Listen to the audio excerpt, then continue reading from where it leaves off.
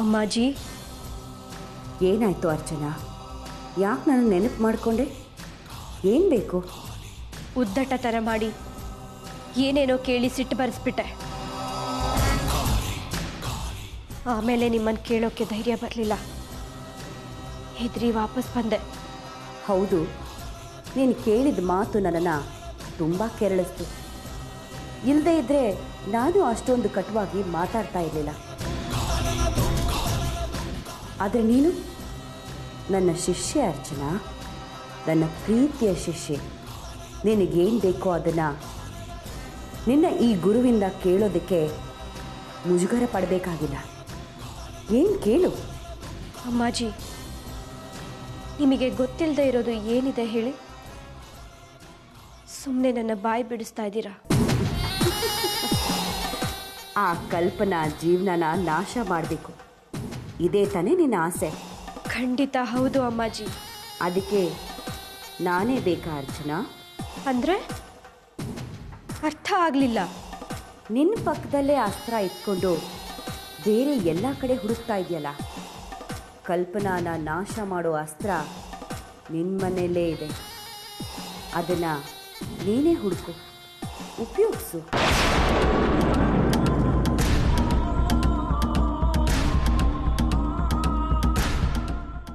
ನನ್ನ ಮನೇಲೇ ಇರೋ ಅಸ್ತ್ರ ಯಾವುದು?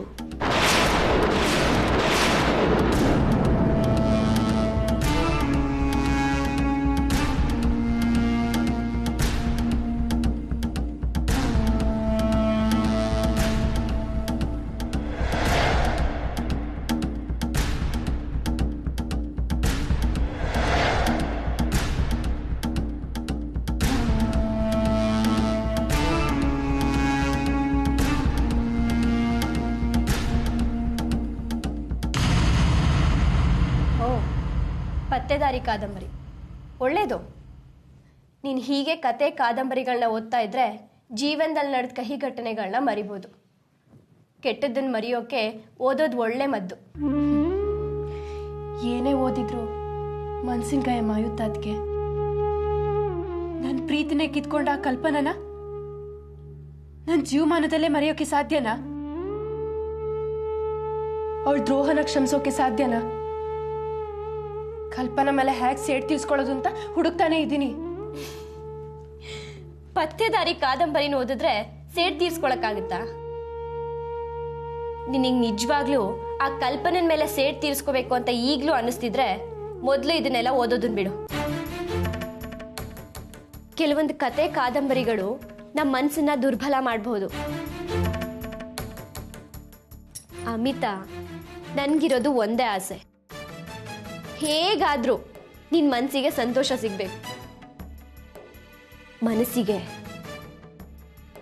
ಸಂತೋಷ, ಶಾಂತಿ, ನೆಮ್ಮದಿ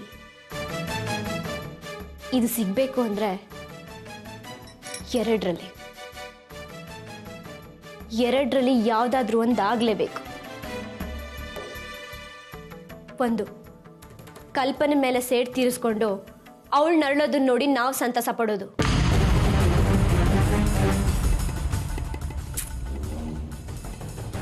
ಇನ್ನು ಅದು ನಿನ್ನ ಕೈಲಾಗಲ್ಲ ಅನ್ಸುತ್ತೆ.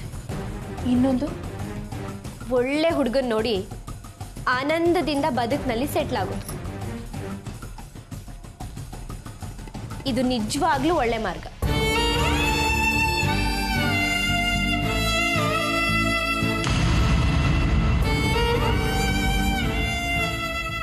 ಕಲ್ಪನಾ ಮೇಲೆ ಸೇಡ್ಗಾಗಿ ನೀವು ನನ್ನ ಜೊತೆ ಯಾವತ್ತೂ ಇರ್ತೀರಾ ಅಂತ ನಂಬಿದ್ದೆ. ಆವತ್ತು ನೀವು ಹಾಗೆ ಅಂದಿದ್ರಿ, ಯಾವತ್ತೂ ನಿನ್ನ ಜೊತೆ ಇರ್ತೀನಿ ಅಂದಿದ್ರಿ. ನನಗವಳು ಇಷ್ಟೋ, ನಿಮಗೂ ಅವಳು ಅಷ್ಟೇ ಶತ್ರು. ಕಲ್ಪನಾ ಮೇಲೆ ಸೇಡ್ ತೀಸ್ಕೊಳ್ಳೋಕೆ ನನ್ನೊಬ್ಳಿಂದಲೇ ಸಾಧ್ಯ ಇಲ್ಲ ಅಂತ ಅನ್ಕೋಬೇಡಿ. ಅದಕ್ಕೆ ನಿಮ್ಮ ಸಹಾಯ ಇಲ್ಲದೇನು ನಾನು ಅವಳಿಗೆ ತಕ್ಕ ಶಾಸ್ತಿ ಮಾಡೇ ಮಾಡ್ತೀನಿ. ಸಾರಿ, ನನ್ನ ಮಾತು ನಿನ್ನನ್ನು ನೋಯಿಸಿದ್ರೆ ಕ್ಷಮಿಸು. ನನ್ನ ಉದ್ದೇಶ ಅದಲ್ಲ.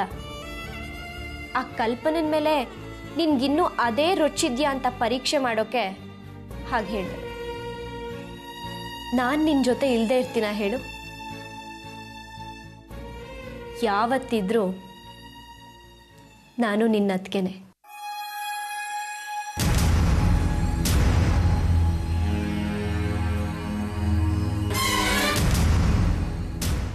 ಅಮಿತಾ, ಕಲ್ಪನೆಗೆ ಸರಿಯಾಗಿ ಬುದ್ಧಿ ಕಲಿಸ್ಬೇಕು ಅಂದರೆ ಒಂದು ಒಳ್ಳೆ ದಾರಿ ಇದೆ.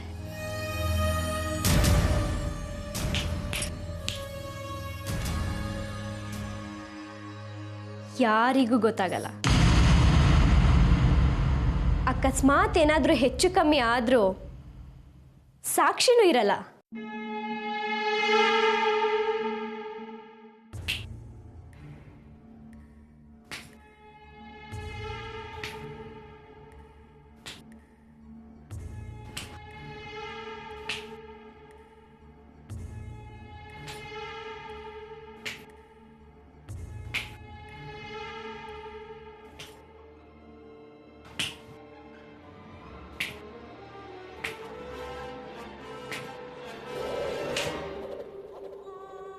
ಏನ್ ಗೊತ್ತಾ,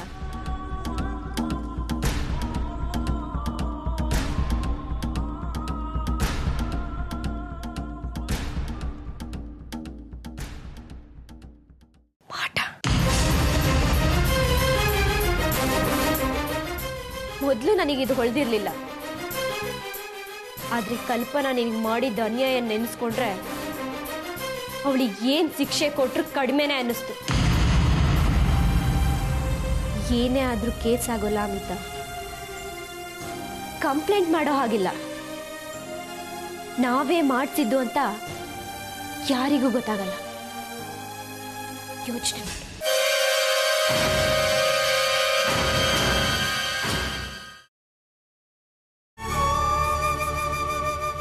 ಹೌದು, ಅಮ್ಮ ಹೇಳಿದ ನಿಜ. ಇವತ್ತು ನಾನು ಗಟ್ಟಿಯಾಗಿದ್ದೀನಿ, ಅಮ್ಮ ಅಪ್ಪ ಗಟ್ಟಿಯಾಗಿದ್ದಾರೆ, ಚಂದು ನೋಡ್ಕೋತಾರೆ. ಆದರೆ ನಾಳೆ ಯಾರೂ ಇಲ್ಲದ ಪರಿಸ್ಥಿತಿ ಬಂದರೆ ನನ್ನ ಚಂದು ಗತಿ ಏನು? ಈ ಧರ್ಮಯ್ಯ ಏನು ಮಾಡೋಕ್ಕೂ ಹೇಸ್ದೇ ಇರೋ ನೀಚ.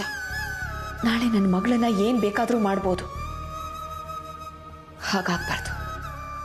ಆಸ್ತಿಲ್ ಪಾಲ್ ಪಡೆಯೋದಕ್ಕೆ ಚಂದುಗೂ ಹಕ್ಕಿದೆ. ಅವಳು ಧರ್ಮಯ್ಯನ ಮಗಳು. ಆದರೆ ಧರ್ಮಯ್ಯ ಅಷ್ಟು ಸುಲಭವಾಗಿ ಒಪ್ಕೊಂಡು ಆಸ್ತಿ ಕೊಟ್ಬಿಡ್ತಾನ? ಆಸ್ತಿ ಕೊಟ್ಟರೆ ಮಗಳು ಅಂತ ಒಪ್ಕೊಂಡು ಹಾಗಾಗತ್ತೆ. ಆ ಕಾರಣದಿಂದಾದರೂ ಆಸ್ತಿ ಸಿಗದೆ ಇರೋ ಹಾಗೆ ನಾಟಕ ಮಾಡ್ತಾನೆ. ಈಗಾಗಲೇ ಮಗು ನಂದಲ್ಲ ಅಂತ ಡಾಕ್ಟರ್ ಹತ್ರ ಸಾಕ್ಷಿನೂ ತಂದಿಟ್ಕೊಂಡಿದ್ದಾನೆ.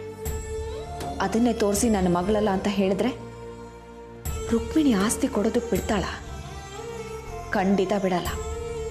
ಹಾಗಂತ ಈ ಸಂದರ್ಭ ನಾನು ಬಿಟ್ಟರೆ ಚಂದನ ಧರ್ಮಯ್ಯನ ಮಗಳು ಅಂತ ಹೇಳ್ಕೊಳ್ಳೋದಕ್ಕೆ ಬೇರೆ ಸಂದರ್ಭ ಖಂಡಿತ ಬರಲ್ಲ. ಅಮ್ಮ ಹೇಳಿದ ನಿಜ. ಚಂದುನ ಯಾರಾದರೂ ನಿನ್ನ ಅಪ್ಪ ಯಾರು ಅಂತ ಕೇಳಿದ್ರೆ ಅವಳು ಧೈರ್ಯವಾಗಿ ಹೇಳೋ ಹಾಗಾಗಬೇಕು. ಅದು ಅಲ್ಲದೆ ಅವಳು ಯಾರ ಹಂಗೂ ಇಲ್ಲದೆ ಬದುಕಬೇಕು. ಇಲ್ಲ, ಈ ಸಂದರ್ಭನ ನಾನು ಖಂಡಿತ ಬಿಡಲ್ಲ. ಧರ್ಮಯ್ಯ ಏನೇ ಹೇಳಿದ್ರು ಚಂದನ ಅವನ ಮಗಳೇ, ಅದು ನನಗೆ ಗೊತ್ತು. ನನಗೆ ಮಾತ್ರ ಗೊತ್ತಿದ್ರೆ ಸಾಲದು, ಎಲ್ರಿಗೂ ಗೊತ್ತಾಗಬೇಕು. ಧೈರ್ಯ ಮಾಡಿ ನಾಳೆ ಧರ್ಮಯ್ಯನ ಆಸ್ತಿಲ್ ಪಾಲ್ ಕೇಳಲೇಬೇಕು. ಮಗು ಜವಾಬ್ದಾರಿ ತಾಯಿಗೆ ಮಾತ್ರ ಅಲ್ಲ, ನಿನಗೂ ಇದೆ ಅಂತ ಅವನ ಮುಖದ ಮೇಲೆ ಹೇಳಿ ನನ್ನ ಚಂದುಗೆ ನಾನೇ ಮುಂದೆ ನಿಂತು ನ್ಯಾಯ ಕೊಡಿಸ್ಬೇಕು. ಹೌದು, ಈ ಸಲ ಬಿಡಬಾರ್ದು. ಖಂಡಿತ ಬಿಡಲ್ಲ.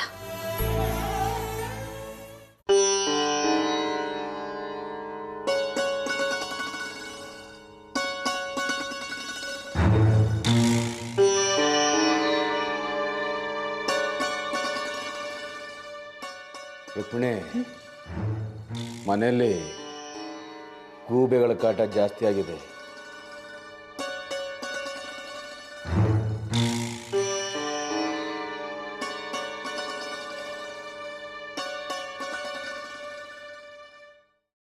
ಕಾಫಿ ಕೊಡ್ಲಾ ನಿಮಗೆ?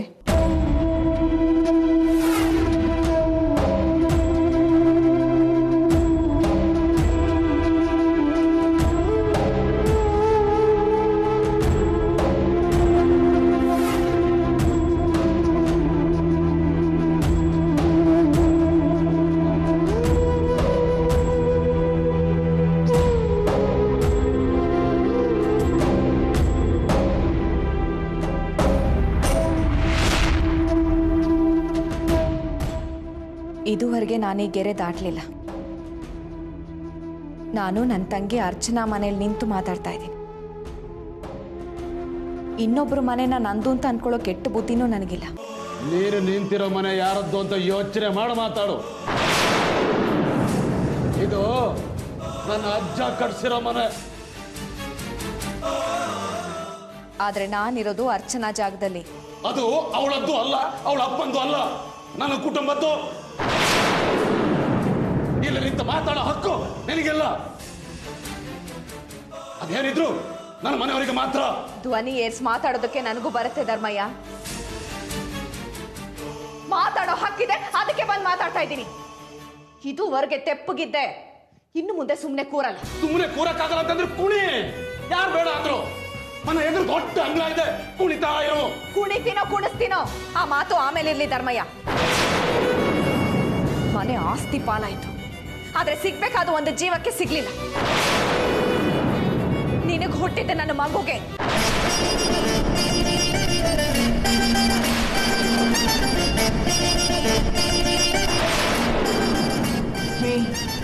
ಅವನಿಗೆ ಬಿಟ್ಟು ಹಿಡಿದು ಮಾತಾಡು. ಮಾತಾಡ್ಲಿಕ್ಕೆ ಸುಮ್ಮನೆ ಇದ್ರೆ ಆಸ್ತಿ ಪಾಲಿಗೆ ಬಂದ್ಬಿಟ್ಯಾ? ಹೌದು, ಹಕ್ಕಿದೆ, ಅದಕ್ಕೆ ಬಂದಿದ್ದೀನಿ. ಅದ್ರ ಅಪ್ಪ ಯಾವನಿದಾನೋ ಅವನನ್ನ ಹೋಗಿ ಕೇಳು. ಅವನ್ ಯಾರು ಅಂತ ಗೊತ್ತಿದ್ರೆ. ರುಕ್ಮಿಣಿ,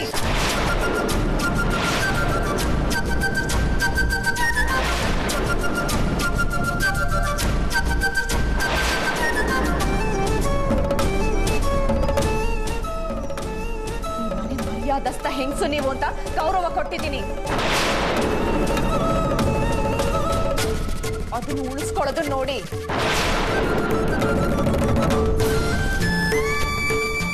ಬಾಯಿ ಬಂದ್ ಹಾಗೆ ಮಾತಾಡಿದ್ರೆ ನನಗೂ ಬರುತ್ತೆ.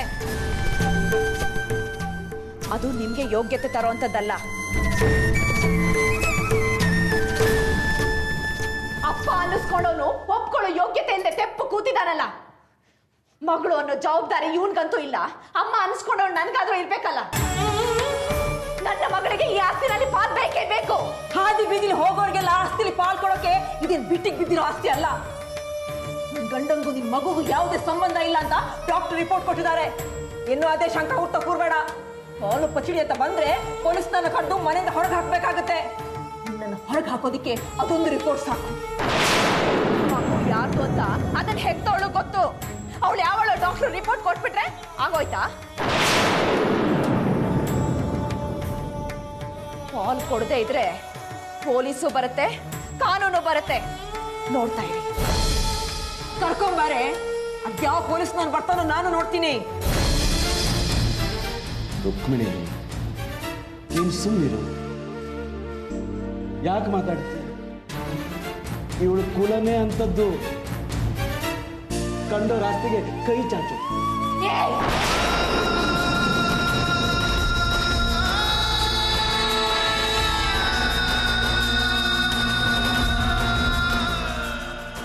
ಎದ್ದೇಳೋ ಮೇಲೆ, ಎದ್ದೇಳೋ ಮೇಲೆ.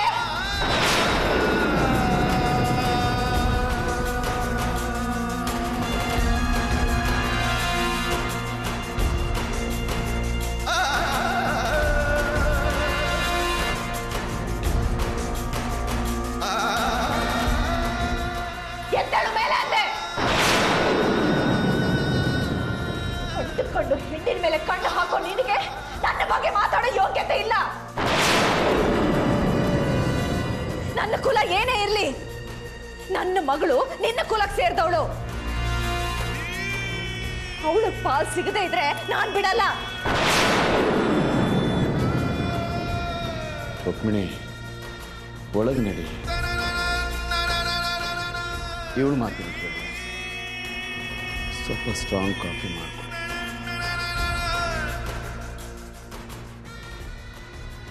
ಸುಳ್ಳು ಮಾತು, ಸುಳ್ಳು ಅಪವಾದ ಕೇಳಿ ಕೇಳಿ ಜೀವನನೇ ಸಪ್ಪೆ ಆಗ್ಬಿಟ್ಟಿದೆ. ಹೇ ಧರ್ಮಯ್ಯ, ಈ ಕ್ಷಣದಲ್ಲಿ ನೀನ್ ತಪ್ಪಿಸ್ಕೋಬಹುದು. ಆದ್ರೆ ನನ್ನ ಮಗಳ ಬದುಕಿನಿಂದ ನೀನ್ ಯಾವತ್ತೂ ತಪ್ಪಿಸ್ಕೊಳಕ್ ಆಗಲ್ಲ. ನೀನು ನನ್ನ ಮಗಳಿಗೆ ಅಪ್ಪ ಅನ್ನಿಸ್ಕೊಳ್ಳೇಬೇಕು.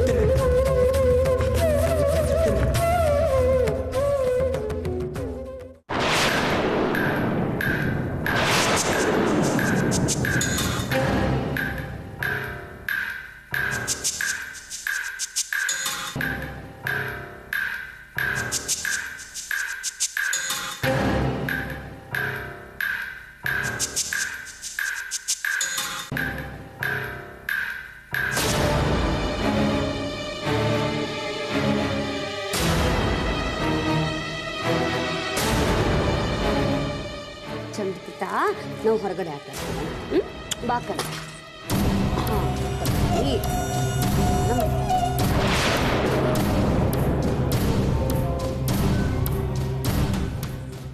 ಏಯ್, ತಲೆ ಕೆಟ್ಟಿದ್ಯಾ ನಿನಗೆ? ಯಾಕೆ ಈ ರೀತಿ ಹೆದರಿಸ್ದೆ? ಎಷ್ಟು ಹೆದರಿಕೆ ಆಯ್ತು ಗೊತ್ತಾ? ಮಕ್ಕಳ ಹತ್ರ ಈ ರೀತಿ ಎಲ್ಲ ನಾಟಕ ಆಡ್ಬೇಡ ಅರ್ಚನಾ. ಅಲ್ಲಮ್ಮ, ನಿಜ. ನನ್ನ ಎದೆಲಿ ಎಂತ ಬೆಂಕಿ ಉಳಿತಿದೆ ಗೊತ್ತಾ ನಿಮ್ಗೆ? ಯಾಕೆ? ಏನಾಯ್ತು? ಆ ಮಂಜುಳನ ನಾವು ತಲೆ ಮೇಲೆ ಕೂರಿಸ್ಕೊಂಡು ದೊಡ್ಡ ತಪ್ಪು ಮಾಡಿದ್ವಿ. ಧರ್ಮಯ್ಯನ ಬಗ್ಬಡಿಯಕ್ಕೆ ನಾವು ಮಗುನ ಮುಂದಿಟ್ಕೊಂಡು ಅವಳಿಗೆ ಸಪೋರ್ಟ್ ಮಾಡಿದ್ರೆ, ಈಗ ಧರ್ಮಯ್ಯನ ಹತ್ರನೇ ಹೋಗಿ ಆಸ್ತಿಲಿ ಪಾಲ್ ಕೇಳ್ತಾಳೆ. ಎಷ್ಟು ಧೈರ್ಯ ಅವಳಿಗೆ! ಆ ಧೈರ್ಯ ತುಂಬಿದವಳು ನಾನು. ಆಸ್ತಿಲ್ ಭಾಗ ಕೇಳು ಅಂತ ಹೇಳ್ಕೊಟ್ಟಿದ್ದು ನಾನೇ. ನೀನಾ? ಹಾಗೆ ಹೇಳ್ಕೊಡ್ಬೇಕಾದ್ರೆ ನಿನಗೂ ತಲೆ ಕೆಟ್ಟೋಗಿತ್ತಾ? 62 ಹೆಚ್ಚು, 100 ಹೆಚ್ಚು. 2ನೇ ಕ್ಲಾಸ್ ಮಕ್ಕಳು ಹೇಳ್ತಾರೆ 100. 4 ಪಾಲಾದರೆ ನಿನಗೆ ಸಿಗೋದು 62.5 ಎಕರೆನೆ. ಅದೇ 5 ಪಾಲಾದ್ರೆ ನಿನಗೆ ಸಿಗೋದು 100. 100? ಹೇಗೆ? ಅಯ್ಯೋ, ದೊಡ್ಡಿ ಕಣೆ ನೀನು. ಹಿಂದೆ ಮುಂದೆ ಯೋಚನೆ ಮಾಡ್ದೆ ಸುಮ್ಮನೆ ದುಡುಕ್ ಬಿಡ್ತೀಯ. ಈಗ ನಿಮ್ಮ ಮಾವ ಮಂಜುಳಂಗೂ 50 ಎಕರೆ ಪಾಲ್ ಕೊಡ್ತಾರೆ ಅಂತ ಇಟ್ಕೋ. ಅದೆಲ್ಲಿ ಹೋಗತ್ತೆ ಹೇಳು? ಚಂದನನ ನೋಡ್ಕೋತಿರೋದು ಯಾರು? ನಾವು ತಾನೇ. ನಮ್ಮ ಹತ್ರನೇ ಇರುತ್ತೆ. ಚಂದನನ ನಾವು ನೋಡ್ಕೊಳ್ಳೋವರೆಗೂ ಮಂಜುಳಾ ಆಸ್ತಿ ತಂಟೆಗೆ ಬರಲ್ಲ. ಆಮೇಲಿನ ವಿಚಾರ ಆಮೇಲೆ ನೋಡ್ಕೊಂಡ್ರಾಯ್ತು. ಅರ್ಥ ಆಯ್ತಾ?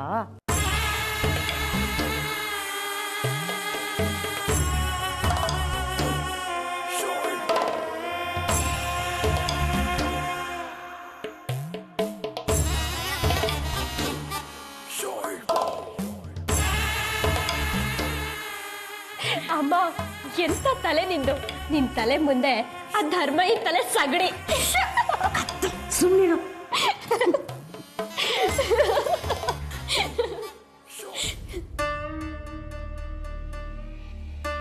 ನನಗಂತೂ ಪಿತ್ರಾಜಿತ ಆಸ್ತಿ ಪಡೆಯೋ ಭಾಗ್ಯ ಇರಲಿಲ್ಲ.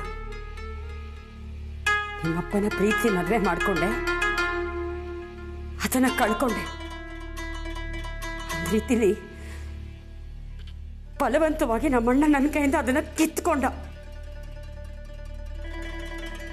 ಈಗಲೂ ನನ್ಗ ನೋವಿದೆ.